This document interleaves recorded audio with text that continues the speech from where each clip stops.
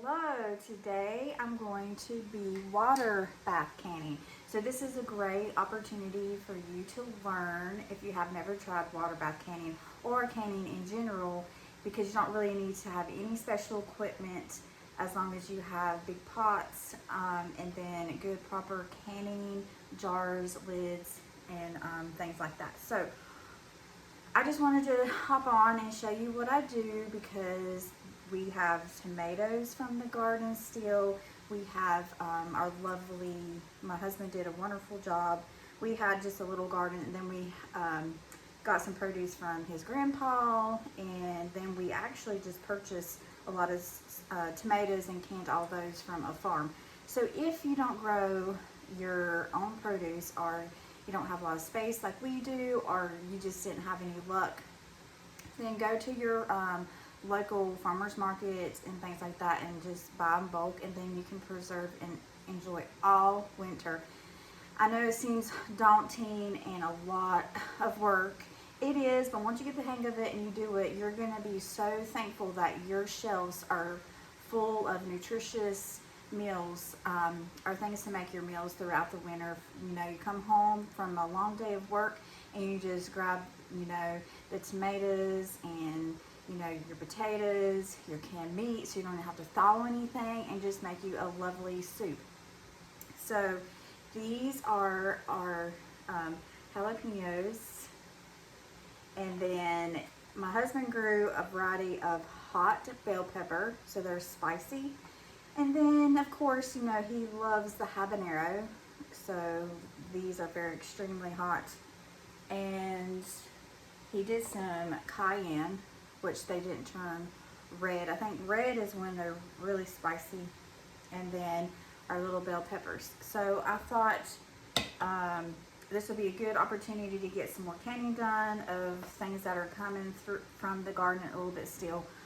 And then you can see all of the tomatoes.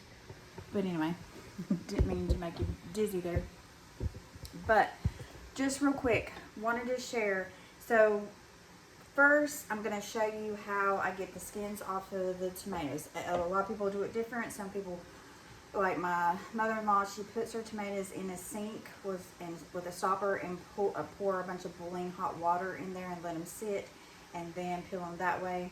I'm just so used to putting it on the stove with hot water, and then basically get some ice and some water, and so you kind of like, you only want to put them out in this hot water just for a second, because you're going to get, it's so much easier to get the peel off.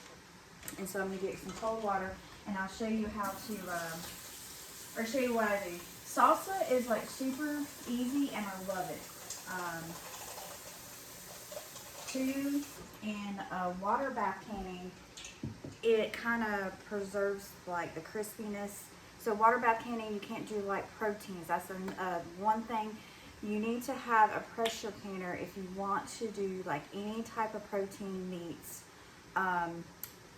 Water bath canning is good to make jams and jellies, things that are really acidic, or like you're going to be pickling, like pickled beets, your own cucumbers, pickles, and salsa, stuff that has vinegar in it. So that's why I'm doing this today. So basically what you want to do is put your tomatoes in the kind of like simmering hot water. Very carefully dunk it in there. Okay, so this is what I was wanting you to see. When the tomatoes are ready out of the hot water, you can see they'll start to automatically peel. So let me get these out and put some new ones in. And you just do the same process. By the time you get these in the water to cool, you put the other ones in, well, and just do the same process. Actually, I'm going to let these cool, and then what you do is you just peel them and you core them and you chop them up however small you want for your salsa. And then as far as the salsa goes, I usually add, this was like 26 tomatoes.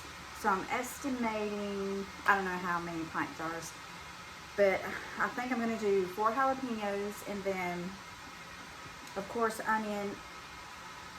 These bell peppers are probably small. Actually, I'm just gonna use all we had from the garden.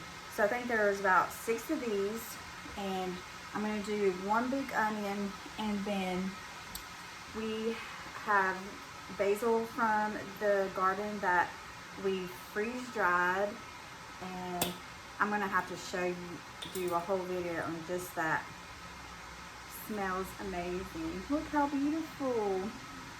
We also did rosemary and dill. Anyway, I'll have to share with you what the freeze jar is. But anyway, so we're gonna add, I'll probably add a few tablespoons of this. Like I did 4 cloves of garlic. I might add a little bit of garlic powder. I never, see, that's my thing. I don't really measure, so I'm kind of estimating what I'm gonna do. For the vinegar, probably, I like it pretty vinegary, so I'm gonna do probably half a cup to a cup. And then we're gonna go from there. So that is what I'm gonna do. I'm gonna peel the tomatoes, put them in the bowl with all of the seasonings. So it's just gonna be salt, pepper, garlic, a little bit of cayenne. Actually, I'm not gonna put cayenne because I'm gonna use a little bit extra jalapenos. I am gonna use Texas Pete, so I'll probably do a few tablespoons of that, half a cup of vinegar, mix all that up together, and then I will show you what it looks like. Okay, so I'm still working on the tomatoes, but I wanted to show you how I do it. So these came out of the hot water in the cool bath, and the skin peels just right off. So what I do is take a little paring knife, or whatever they're called. I go in there and get the core, and then just peels right off. You don't want to cook your tomatoes. That's why I said don't leave them in there, but just enough to get the skin off. Super, super easy. And the same way, if you've seen where I did the peaches when I made the jelly or jam, however you want to call it, that's exactly the same method. I mean, it's super easy. You just take the knife, the skin comes super right off.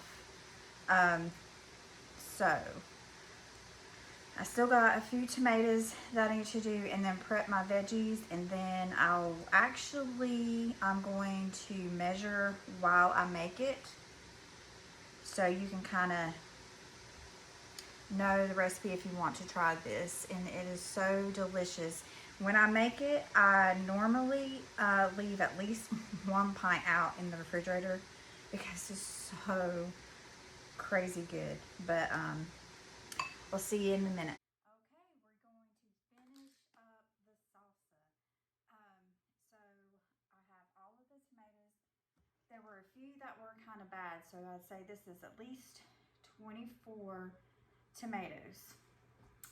To that, I'm going to measure with you guys so kind of know kind of the recipe.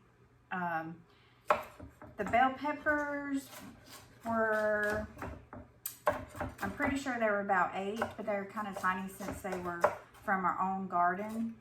So you can use however many you want. But those were 8, and I forgot to add onions, so I chopped it up real quick. I have a big pot of water, and that's what we're going to put the jars of salsa in. When you add the jars, you just want 1 inch of water above the jars.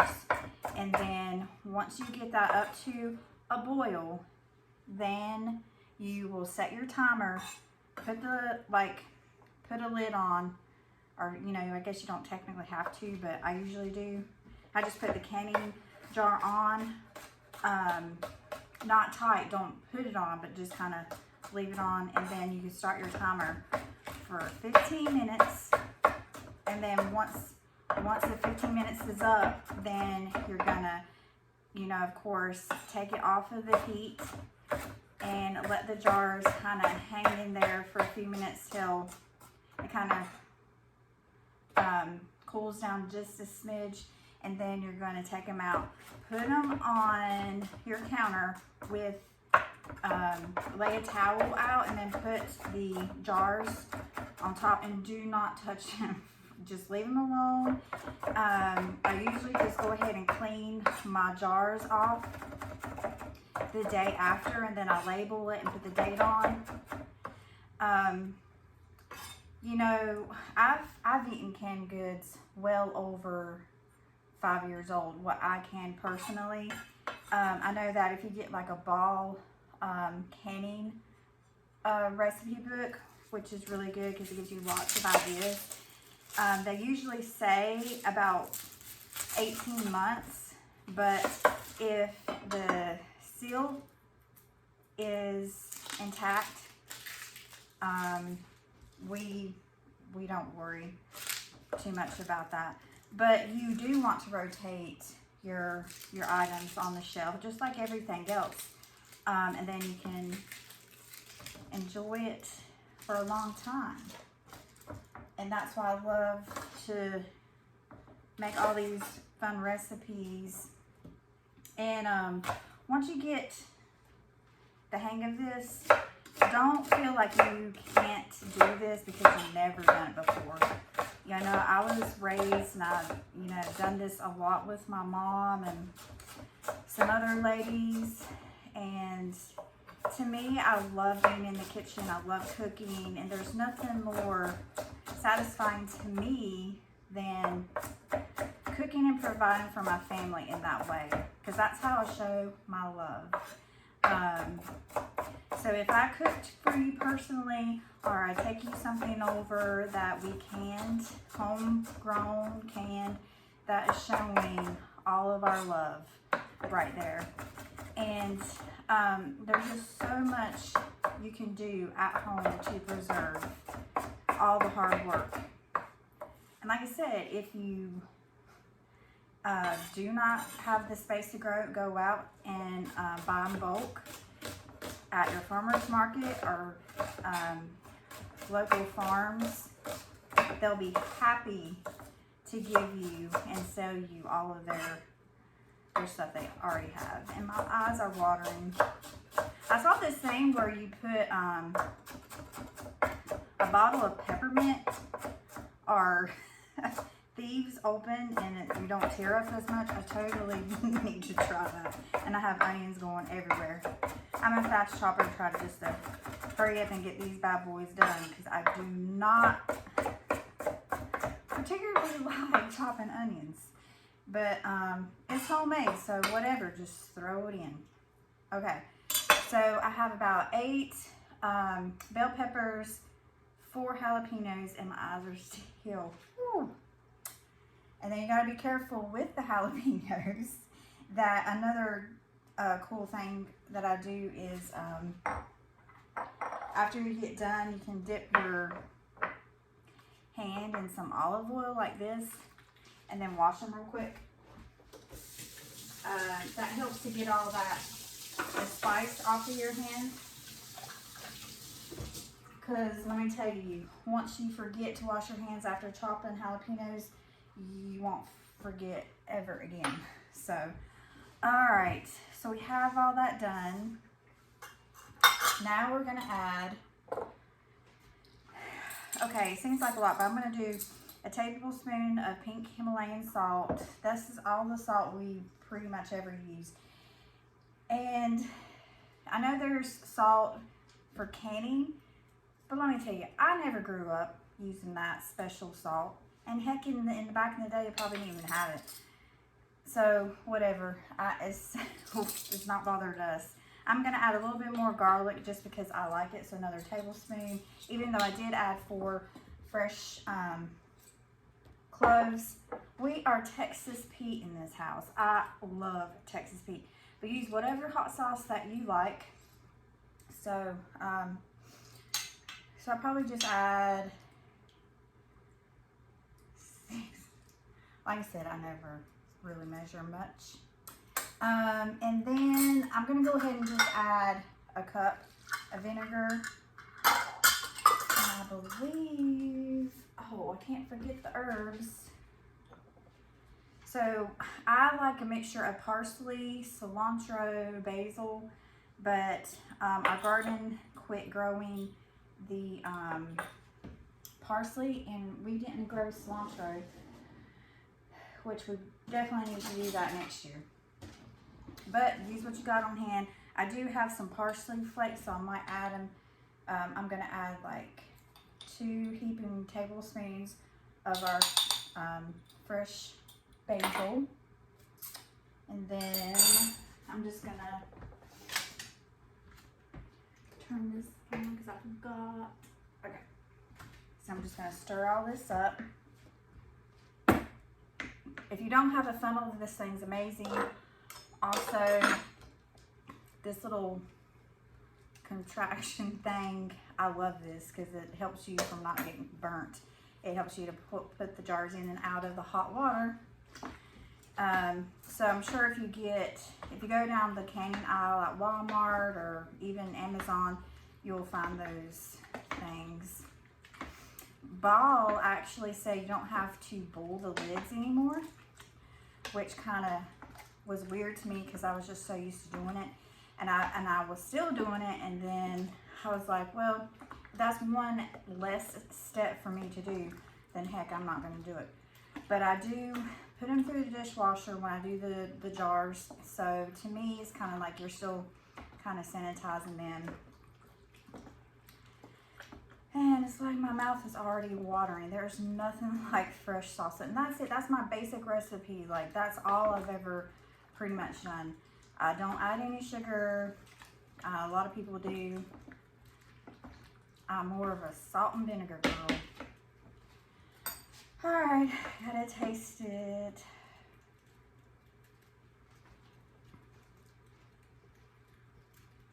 Oh yeah, that has a kick. That's good. I don't think it needs anything else. So from here, what we're gonna do,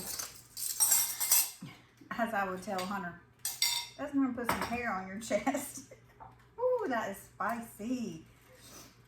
Gotta clear out your sinuses for sure. Okay. So let me get my ladle because it's super easier.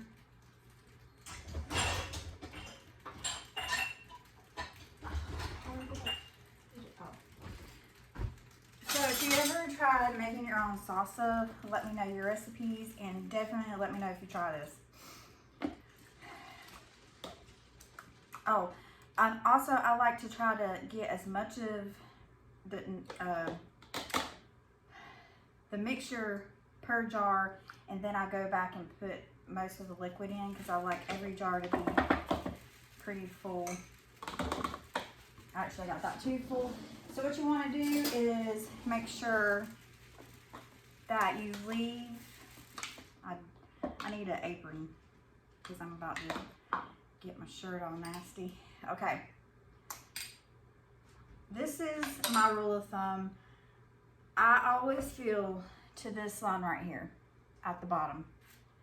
That's just my comfort zone. You don't want it too full or it's not going to seal properly anyway. So you're going to do all that.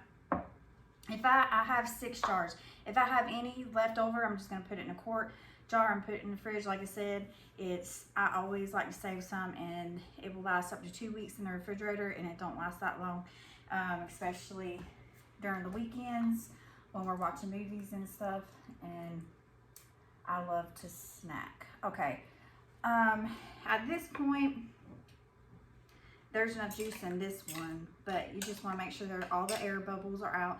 Usually loose stuff like that, you don't have a problem, but I just get in the habit of doing that anyways. I got vinegar on a paper towel. I'm going to wipe the rim real good. Make sure nothing is on there, because then the lid will not stick, or the seal. And then add your rim. Okay, so actually it is 7 pints. Well, and then I have like less than a quart over there. But so see, that's why I like this little thing. It's easy. Just kind of put him in. You're gonna wait for this to come to a boil, like a big boil, and then you're gonna put your timer on for 15 minutes. So you just want to make sure you have, at least an inch headspace. I mean, inch of water above the jar, so we are good. So I'm going to process this, and once they are done, take them out, put them on a towel, and leave them overnight, and then you can clean them and put them away. So hope you enjoy it. Hope you learned something, and let me know if you try it.